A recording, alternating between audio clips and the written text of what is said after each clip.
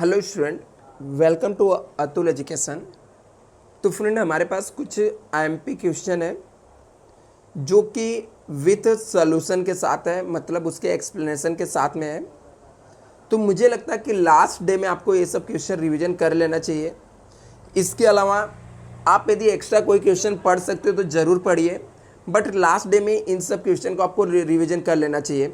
Time कम बचा हुआ है तो आपको कुछ इतने क्वेश्चन करके जाने पड़ेंगे जिसके ऊपर आपको रिस्क लेना पड़ेगा। तो यहाँ पर कुछ ऐसे मैं क्वेश्चन बता रहा हूँ जिसको आपको पढ़ के जाना है।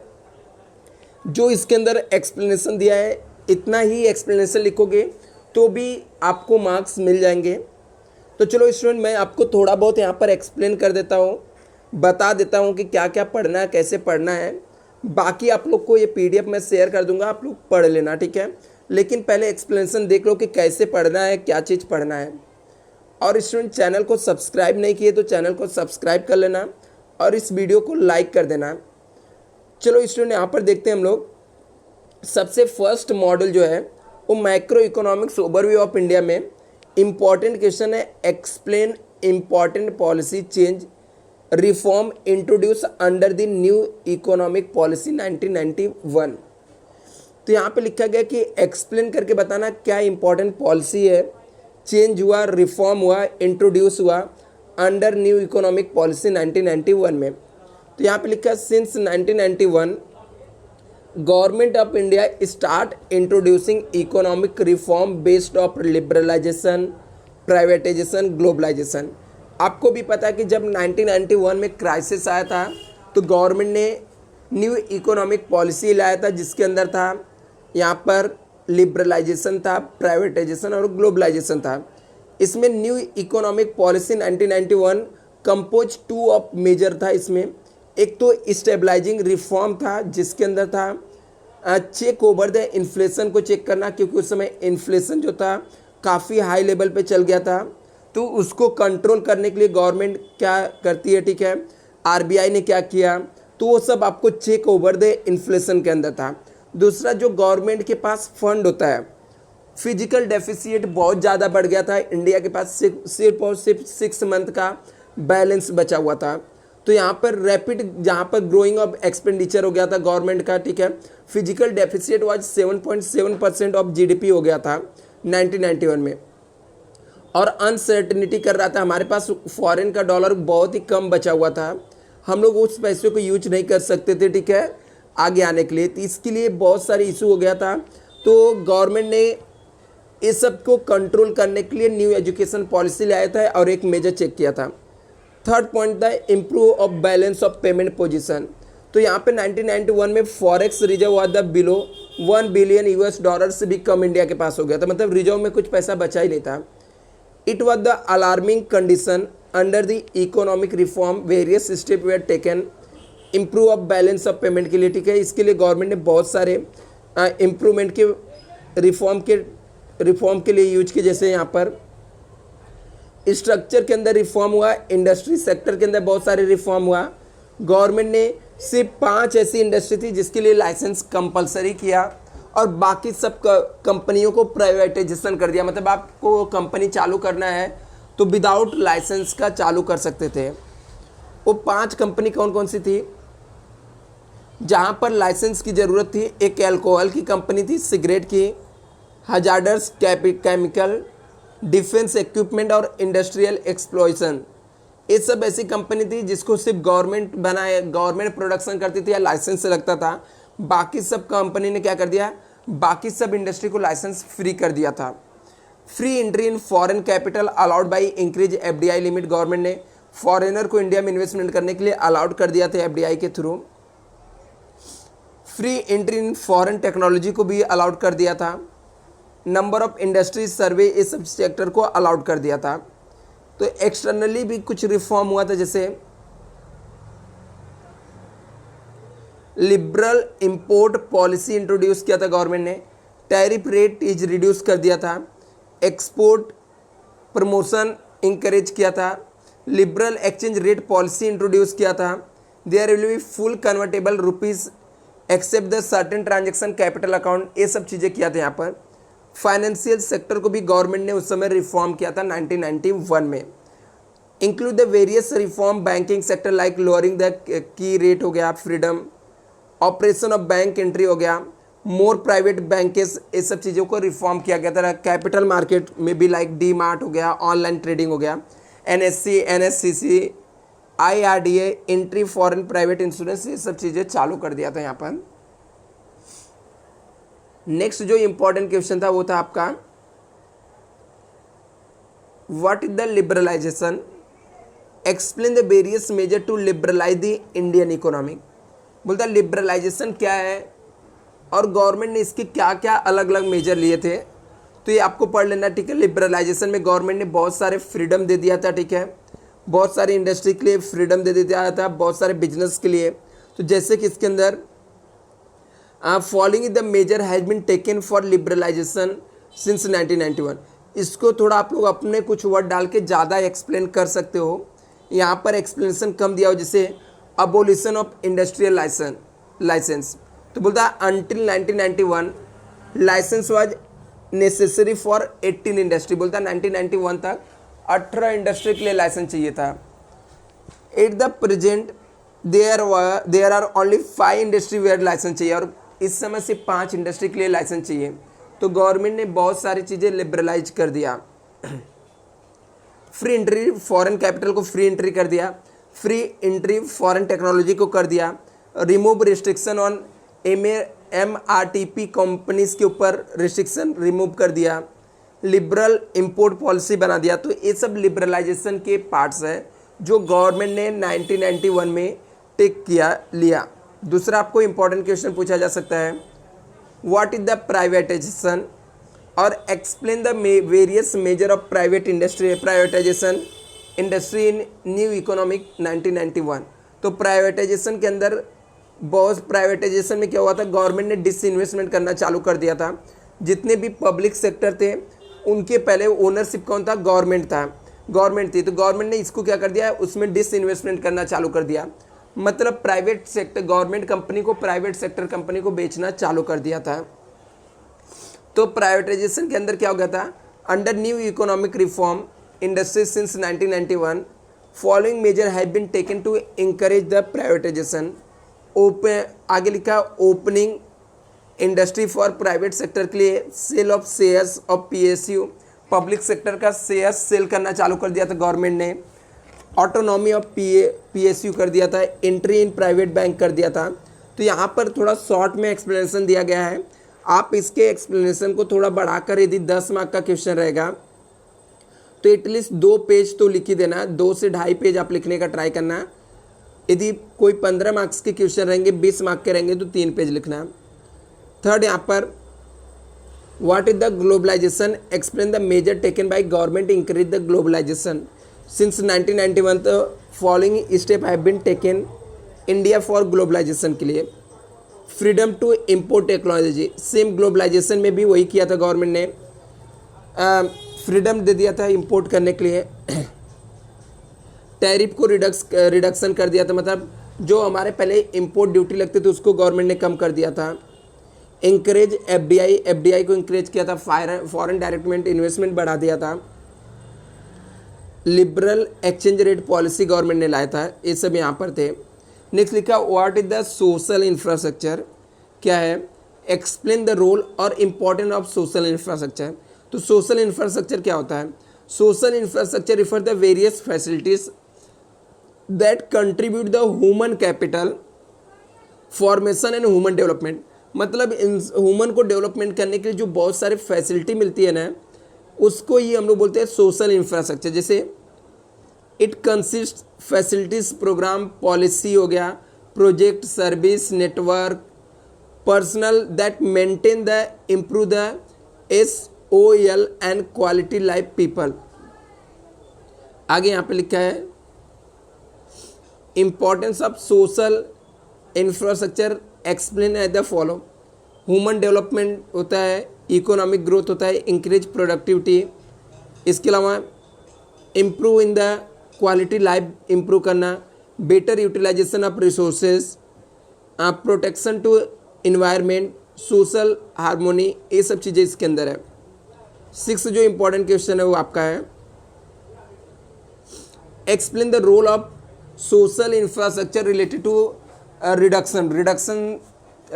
एजुकेशन से रिलेटेड सोशल इंफ्रास्ट्रक्चर का रोल क्या है। तो improve in the social infrastructure in education in the following major are taken, जैसे सर्व शिक्षा अभियान गवर्नमेंट ने लॉन्च किया था, national program for education of girls and elementary level चालू किया था, कस्तूरबा गांधी बालिका विद्यालय चालू किया था, मॉडल स्कूल स्कीम हो गया, राष्ट्रीय माध्यमिक शिक्षा अभियान गवर्नमेंट ने चालू किया था, साक्षर भारत चालू किया था, राष्ट्रीय अक्षत्र शिक्षा अभियान था, और हायर एंड टेक्निकल एजुकेशन चालू किया था। तो ये सब गवर्नमेंट ने एजुकेशन को डेवलपमेंट के लिए चालू किया था। बहुत ही इंपॉर्टेंट क्वेश्चन, स्टूडेंट इसको रीड कर लेना। आगे था explain the sustainable development goal. तो सस्टेनेबल डेवलपमेंट गोल के अंदर क्या था, इकोनॉमिक डेवलपमेंट करना, सोशल डेवलपमेंट करना, प्रोटेक्शन एनवायरनमेंट को, जिसमें यहाँ पे नीचे दिया हुआ है सोशल डेवलपमेंट गोल क्या था, नो पॉवर्टी, गरीबी रहना ही नहीं चाहिए, ऐसा था। जिसके अंदर था Mahatma Gandhi national rural employment guarantee, ठीक है, मनरेगा करके इसको हम लोग बोलते हैं, ठीक है, ये चालू किया था गवर्नमेंट ने। दीनदयाल अंत्योदय योजना नेशनल लाइवलीहुड मिशन के अंदर था, प्रधानमंत्री जीवन ज्योति बीमा योजना एंड प्रधानमंत्री सुरक्षा बीमा योजना था, ठीक है, अटल पेंशन योजना। तो गवर्नमेंट ने ये सब पॉवर्टी को हटाने के लिए प्रोग्राम चालू किया था। नो हंगर के लिए national food security program cover more than 800 million people के लिए चालू किया गया था। Ration card link with Aadhaar for the delivery the benefit targeted audience के लिए जाना चाहिए। Land under the organic farming has increases 2 lakh hectare में बढ़ गया, ठीक है। आगे लिखा है as April 2017 725 lakh oil health card issue किया गया था। इसके अलावा गवर्नमेंट ने गुड हेल्थ वेलफेयर नाम की स्कीम लाई थी। क्वालिटी एजुकेशन होना चाहिए, अच्छे जेंडर इक्वालिटी होना चाहिए, क्लीन वाटर मिलना चाहिए सबको, सैनिटाइजेशन, अफोर्डेबल क्लीन एनर्जी मिलनी चाहिए, और decent work and education growth होना चाहिए, इंडस्ट्रियल इनोवेशन एंड इंफ्रास्ट्रक्चर होना चाहिए। Note for make in India आपको लिखने के लिए पूछा जा सकता तो लिख सकते हो। न्यू प्रोसेस क्या क्या था उसके अंदर, ठीक है। उसके अलावा new infrastructure, new sector, new mind set, achieve the MIA और FDI, ठीक है, केसेस ऑफ डूइंग बिजनेस। इसके अलावा स्किल इंडिया और स्किल डेवलपमेंट क्या है, ठीक है, ये आपको पढ़ लेना है। तो स्किल डेवलपमेंट के अंदर आपको नेशनल स्किल डेवलपमेंट मिशन हो गया, दीनदयाल उपाध्याय ग्राम कौशल योजना हो गया, दीनदयाल क्या लिखा है, अंत्योदय योजना है, ठीक है, प्रधानमंत्री कौशल विकास योजना हो गया, नेशनल स्किल डेवलपमेंट कोऑपरेशन हो गया, ठीक है। तो ये सब आपको यहाँ पर लिख देना है। Explain various advantage disadvantage MNC और TNC development skill in India. तो एडवांटेज क्या है MNC का, इंक्रीज FDI एम्प्लॉयमेंट जनरेशन, ठीक है। इसके अलावा ट्रांसफ़र ऑफ टेक्नोलॉजी हो गया, इम्प्रूवमेंट इन द SOL, ठीक है, improvement in skill, better utilization of resources, development infrastructure. इसके अलावा check over the inefficiency monopoly. इसके कुछ डिसएडवांटेज भी है मल्टीनेशनल कंपनी का, डैमेज टू डोमेस्टिक इंडस्ट्री को लोग डैमेज करते हैं, आउटफ्लो ऑफ कैपिटल होता है, ट्रांसफ़र ऑफ आउटडेटेड टेक्नोलॉजी होता है, वेस्टेज ऑफ रिसोर्सेस होता है, अट्रैक्ट द सेवर्जिनेट, ये सब आपको दिया हुआ है। FDI क्या होता है, ठीक है, FDI पॉलिसी इंक्लूड कौन कौन से हैं, तो न्यू इंडस्ट्रियल पॉलिसी है, department of industrial policy and promotion है, फॉरेन इन्वेस्टमेंट इम्प्लीमेंटेशन अथॉरिटी है, फॉरेन इन्वेस्टमेंट प्रमोशन बोर्ड है, और आइडेंटिफिकेशन ऑफ कॉम्पिटिटिव अथॉरिटी है। तो ये सब चीज़ें आपको पढ़ना है। इनकेस स्टूडेंट आपको 6 सेम के लिए क्लासेस चाहिए तो आप लोग मुझसे कांटेक्ट कर सकते हो, ठीक है। यहाँ पर मेरा डिटेल है,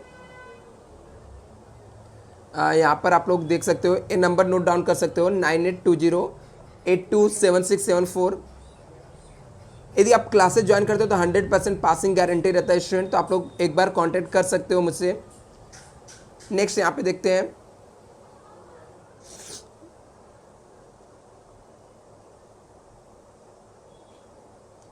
मॉडल 2 था आपका agriculture sector during the post reform period. Post reform period में एग्रीकल्चर सेक्टर क्या है, तो यहाँ पर एक्सप्लेन द फर्स्ट क्वेश्चन था, explain the objective of NEP new agricultural policy, ठीक है। तो यहाँ पर क्या था, Indian government adopt the policy of liberalization since 1991, liberalization open Indian market for the foreign goods. This has pose many new challenges to the economics. Aim 1995 में WTO was the setup and all the member of country supposed to open the market for foreign goods. It provide new opportunity to Indian agriculture enter in the international market. तो government को Indian market को new policy के तहत introduce करने का मौका मिल गया। तो आगे लिखा है the face new challenges to exploit the new opportunity agriculture industry in government introduce 2000 में दिया हुआ है ग्रोथ के लिए, ठीक है। तो यहाँ पर मेन ऑब्जेक्टिव जो था नेशनल एग्रीकल्चर पॉलिसी 2000 का, to maintain the agriculture growth rate maintain करना था, मिनिमम 4% पर एनम मेंटेन करना था। इफ़िशियंट यूज ऑफ रिसोर्सेज, जो भी रिसोर्सेज था उसको इफ़िशियंट तरीके से यूज करने के लिए agriculture growth should be with the efficient use of resources हो गया। Various resources available in rural area must be use in the most efficient manner use करना था। इक्विटी, न्यू एग्रीकल्चर पॉलिसी में 2000 aim to growth the equity imply that the agriculture growth country में mention करना था। Demand oriented growth करना था, sustainability, ये सब चीज़ें इसके अंदर था। Explain important futures of new agriculture policy 2000, तो इसका क्या था, सस्टेनेबल एग्रीकल्चर के लिए था। जैसे check over the division of agriculture land, non agriculture activities क्या होता है, अनयूटिलाइज वेस्टेज ऑफ जो लैंड रहता है उसको ब्रॉट अंडर दी कल्टीवेशन, जो अनयूज था उसको कल्टीवेशन में लाना है। इसके अलावा there should be conversion of oil, soil को अच्छा कन्वर्ट करना। There should be conversion of proper use of water resources. तो ये सब सस्टेनेबल एग्रीकल्चरल काम किया गया था। इंपॉर्टेंट इसलिए था न्यू एग्रीकल्चर पॉलिसी 2000। दूसरा था इंस्टीट्यूशनल डेवलपमेंट, इसके अंदर था एग्रीकल्चर के 3 एरिया में डेवलपमेंट किया गया था। एक लैंड रिफॉर्म किया गया था रूरल क्रेडिट का, और एक है डेवलपमेंट ऑफ कोऑपरेटिव सेक्टर। तो जो यहाँ पर था लैंड रिफॉर्म, इसके अंदर था consolidation of land holding, solve the problem, ठीक है, प्रॉब्लम को सॉल्व करना, सब डिवीजन, ठीक है, फॉर्गमेंटेशन, ये सब चीज़ें। There should be recognize right tenant लाना, मतलब तरीके से। ऐसे रूरल क्रेडिट के अंदर कुछ था, जैसे एक्सप्लोन का expansion of banking facility in rural area में लाना, bank self help group link करना, ठीक है, डेवलपमेंट करना, ये सब काम इसके अंदर किया गया था। डेवलपमेंट ऑफ कोऑपरेटिव सेक्टर को डेवलपमेंट करने के लिए, जैसे डेवलपमेंट ऑफ कोऑपरेटिव फार्मिंग क्या होता है, डेवलपमेंट ऑफ कोऑपरेटिव मार्केटिंग क्या होता है, ये सब। इन्वेस्टमेंट इन एग्रीकल्चर, जैसे private sector investment will be encourage करना है एग्रीकल्चरल रिसर्च एंड मार्केटिंग में। Investment agriculture can be increase in the through the rural electrification के थ्रू करना, ये सब चीज़ें था। जनरेशन ऑफ ट्रांसफर टेक्नोलॉजी लाना, ये सब न्यू एग्रीकल्चर पॉलिसी 2000 का पार्ट था, जनरेट करना ट्रांसफर टेक्नोलॉजी। जिससे recognize agriculture research base of identify crop zone बनाना, ठीक है। Research and extension linking agriculture must be strengthened रहना, इनोवेटिव चेंजेस करना, ये सब चीज़ें था। Incentive, there should be widening agriculture market to avoid the price fluctuation of agriculture market. Improve terms trade favour agriculture against the industry करना, ठीक है। Provide similar facility to agriculture, give the industrial like credit facility देना, ठीक है। Risk management का भी काम यहाँ पे था, जैसे like there will be introduce the comprehensive insurance policy from time to seed solving the harvesting, ठीक है। Government will develop the proper marketing facilities such as the strong facility minimizing risk, ये सब चीज़ें करना रिस्क मैनेजमेंट के लिए। Imported management का काम था। इसके अलावा फूड न्यूट्रिशन सिक्योरिटी, तो ये सब गवर्नमेंट ने इसके लिए किया था, तो ये सब आप लोग रिवीजन कर सकते हो। दूसरा, discuss the implication of new agriculture policy 2000, क्या दिया है? Discuss the implication of new agriculture policy 2000 क्या है? Expansion of cultivation, land area को एक्सपांसन करना, इंक्रीज एग्रीकल्चर प्रोडक्टिविटी बढ़ाना, ठीक है। तो कैसे न्यू एजुकेशन डिस्कस करना था आपको, इम्प्लीकेशन कैसे न्यू एग्रीकल्चर पॉलिसी को हम लोग इम्प्लीमेंट करेंगे, तो इसके अंदर था एक्सपांसन करना, ठीक है, एक्सपांड करना, cultivation of land area, increase agriculture productivity बढ़ाना, लैंड को रिफॉर्म करना, डेवलपमेंट कोऑपरेटिव सेक्टर को डेवलप करना, expansion of banking facility in rural area में एक्सपांड करना, इंक्रीज इन इन्वेस्टमेंट बढ़ाना, अप्रोप्रिएट टेक्नोलॉजी लाना, क्रॉप इंश्योरेंस, ये सब इसके मोस्ट इंपॉर्टेंट पॉइंट थे। Explain the need of agriculture pricing policy in India, बोलता है एग्रीकल्चर प्राइसिंग पॉलिसी क्यों जरूरी है इंडिया में? क्योंकि प्रोटेक्शन ऑफ फार्मर को प्रोटेक्ट करने के लिए एग्रीकल्चर प्राइसिंग पॉलिसी लाया गया था। दूसरा, प्रोटेक्ट द कंज्यूमर को प्रोटेक्ट करने के लिए कि उनको ज़्यादा उनसे प्राइस न चार्ज किया जाए। Promotion of capital formation agriculture में कैपिटल का फॉर्मेशन वो इसलिए लाया गया था। रिडक्शन इन इनकम इनइक्वालिटी को रिड्यूस करने के लिए लाया गया था। इंक्रीज इन मार्केटेबल सरप्लस को इंक्रीज करना था। मॉडरेट टेक्नोलॉजी, नई टेक्नोलॉजी लाना, ठीक है। ओल्डेस्ट टेक्नोलॉजी को कल्टीवेशन में यूज करना फार्मर, ठीक है, उसके एक्सेप्ट द बेटर रिटर्न के लिए, तो ये सब चीज़ों के लिए किया गया था। इफेक्टिव यूटिलाइजेशन, जो भी रिसोर्सेज था उसको प्रॉपर तरीके से यूज करने के लिए। क्रॉपिंग पैटर्न प्रॉपर फॉलो करना, agriculture pricing policy can influence cropping pattern in the country. Production of this certain crop can be increases through the higher market price से इंक्रीज हो गया, ठीक है। ये सब चीज़ें इसके अंदर दिया गया था। आगे लिखा है explain the essential of agriculture pricing policy in India. क्या लिखा है आपको एक्सप्लेन करके बताना है कि इसेंशियल मतलब जरूरी क्यों है agricultural pricing policy. Better stock, अच्छा स्टॉक मिले इसके लिए। डेवलपमेंट, वेयर हाउस डेवलपमेंट करना जिससे स्टोर करके रख सके। क्रेडिट फैसिलिटी देना। ऑर्गेनाइजेशनल रेगुलेशन मार्केट करना, ठीक है। एडमिनिस्ट्रेटिव प्राइसेस रखना। मिनिमाइजिंग द सपोर्ट प्राइसिंग को एमएसपी लाना। प्रोक्यूरमेंट प्राइसिंग, इशू प्राइसिंग, ठीक है, और स्टैट्यूटरी मिनिमाइजिंग सपोर्ट प्राइस लाना और higher powered price monitoring board, ठीक है, ये सब चीज़ें लाना। नेक्स्ट यहाँ पे लिखा है explain the limitation of APP और critically evaluate the APP. Agricultural policy जो होता है, ठीक है, प्राइसिंग पॉलिसी है, उसके लिमिटेशन क्या है? Limitation of agricultural pricing policy के लिमिटेशन, डिसएडवांटेज क्या है और इसको क्रिटिकली कैसे इवेल्युएट किया गया इंडिया में? तो बोला गया कि ये favour to low cost state है, मतलब CAP fix the common purchase pricing for the whole country on the basis of cost of production in the highest cost state higher due to the above policy the farmer is the low cost area enjoy the higher profit, farmer higher cost get less profit. बोलता कि cost of production के हिसाब से लिया जाता है, but यहाँ पर जिसके कॉस्ट कम लगते हैं वो तो ज़्यादा प्रॉफिट एंजॉय करता है, बट जिसके कॉस्ट ज़्यादा जाता है वो कम प्रॉफिट एंजॉय करता है। बेनिफिट ऑफ लार्ज फार्मर, बोलता है यहाँ पर ज़्यादा फार्मर को बेनिफिट नहीं मिला, ठीक है। Farmer is the cultivate more land are area have the large amount of marketable surplus उनके पास रहता है, तो ये सब इसके कुछ डिसएडवांटेज भी है। परचेसिंग पावर या परचेसिंग प्राइसिंग जो एक्टिविटीज़ है।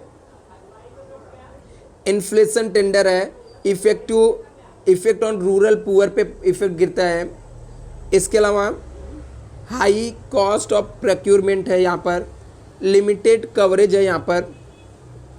नेक्स्ट यहाँ पर explain the role of various financial institute in rural credit India. तो आपको बोला है एक्सप्लेन करके बताना वेरियस फाइनेंशियल इंस्टीट्यूट जो है रूरल क्रेडिट इंडिया में। तो क्या है, कोऑपरेटिव है, प्राइमरी कोऑपरेटिव बैंक है, सेंट्रल कोऑपरेटिव बैंक है, स्टेट कोऑपरेटिव बैंक है, तो ये सब इसके पार्ट्स हैं। आगे यहाँ पे प्राइमरी लैंड डेवलपमेंट बैंक है, तो ये सब क्रेडिट के फैसिलिटी प्रोवाइड करने वाले बैंक है, ठीक है। तो बहुत ही important question student, explain the role of various financial institute in rural credit in India. मतलब गांव में जो रूरल लोग को क्रेडिट देने का काम कौन करता है। तो रूरल क्रेडिट के कौन कौन है यहाँ पर पार्ट्स, तो यहाँ पर है कोऑपरेटिव है, प्राइमरी कोऑपरेटिव बैंक है, सेंट्रल कोऑपरेटिव बैंक है, स्टेट कोऑपरेटिव बैंक है। इसके अलावा प्राइमरी लैंड डेवलपमेंट बैंक है, स्टेट लैंड डेवलपमेंट बैंक है, कॉमर्शियल बैंक है,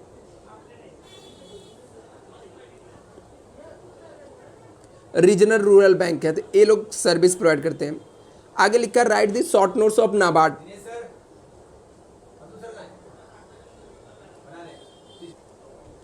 तो यहाँ पर राइट द नोट था नाबार्ड, ठीक है। नाबार्ड क्या था, national bank for agriculture rural development was the setup in July 1982 at the apex financial institute in rural credit था।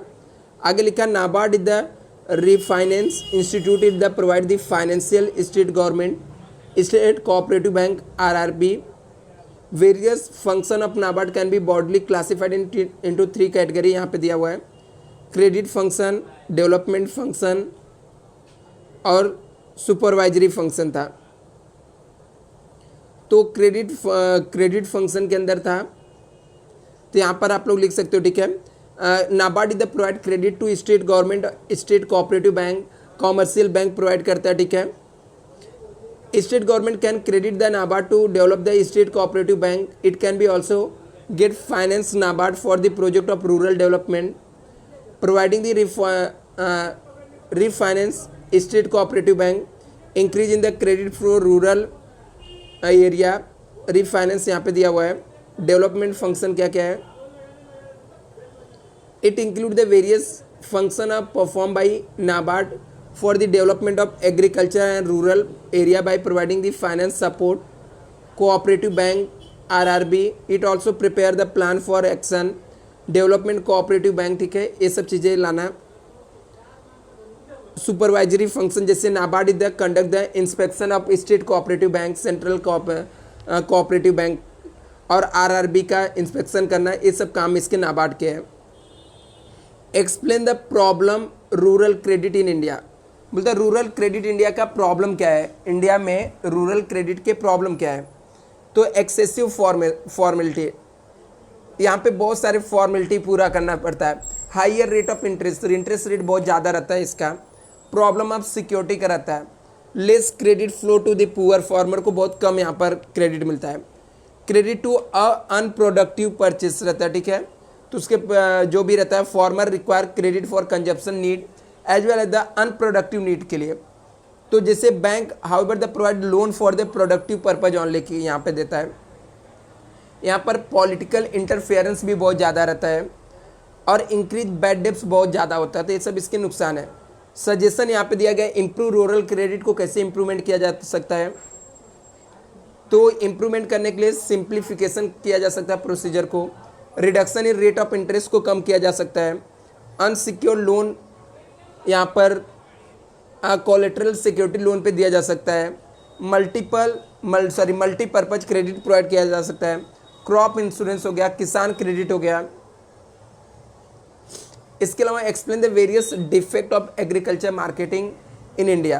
तो क्या क्या डिफेक्ट है, lack of warehousing facility है, लैक ऑफ ट्रांसपोर्ट फैसिलिटी हो गया,